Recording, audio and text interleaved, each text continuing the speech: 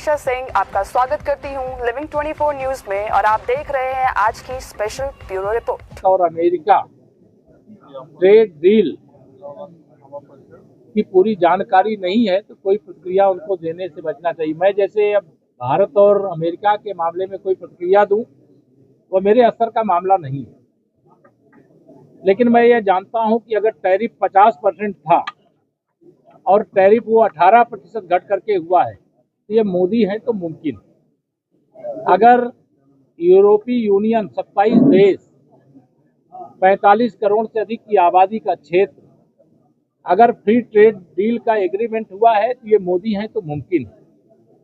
UK जो कभी हमारे देश पर राज्य करता था आज उसके साथ फ्री ट्रेड डील हुई है और दुनिया में 5वें नंबर की वो अर्थव्यवस्था है और हम 4थे नंबर की अर्थव्यवस्था।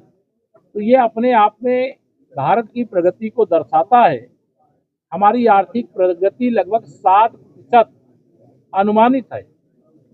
दुनिया को ये विश्वास नहीं था कि भारत इतनी तीव्र गति से प्रगति करेगा, लेकिन भारतवासियों को भरोसा है और अब पूरी दुनिया को भरोसा है कि भारत को प्रगति करने से कोई रोक नहीं। राहुल गांधी ने स्वास्थ्य, रोजगार और जो इंफ्रा, चाहे वो जल क्षेत्र में हो, चाहे सड़क निर्माण में हो, चाहे भवन निर्माण में हो, हर क्षेत्र में करने का इसमें जो निर्णय लिया गया है, जितनी प्रशंसा किया जाए वो कम होगा। भारत सरकार ने रक्षा बजट में भी ऐतिहासिक बढ़ोतरी की है और इस बढ़ोतरी से सामरिक दृष्टि से भी भारत महाशक्ति बनेगा।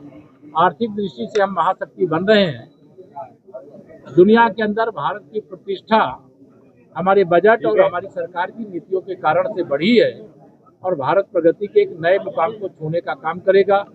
विश्व की आर्थिक महाशक्ति के रूप में भी, सामरिक महाशक्ति के रूप में भी और सबका साथ सबका विकास करने के रूप में भी हम लोगों ने ऐतिहासिक उपलब्धि हासिल। इंडिया यूएस ट्रेड को राहुल गांधी जी और श्री अखिलेश यादव जी या आप ममता बनर्जी जी को भी जोड़ लीजिए, आरजेडी के चाहे अब तेजस्वी यादव जी को भी जोड़ लीजिए, ये सत्ता वियोग में व्याकुल लोग हैं।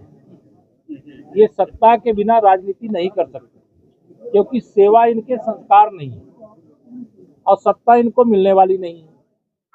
2047 तक विकसित भारत यह माननीय प्रधानमंत्री श्री नरेंद्र मोदी जी के नेतृत्व में लक्ष्य निर्धारण किया गया और हमें पूरा विश्वास है कि विकसित भारत भी 2047 से यानी अब से 21 साल बाद बन जाएगा और विकसित उत्तर प्रदेश भी बन जाएगा।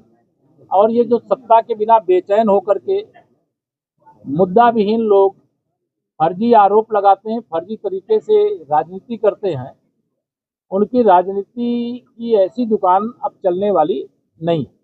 धन्यवाद। गरीबों को अमीर बनाने के लिए अनेक अवसर प्रदान करने का ये बजट है। पर्यटन की दृष्टि से प्रगति के नए मुकाम को छूने का ये बजट है। महिलाओं के सशक्तिकरण के लिए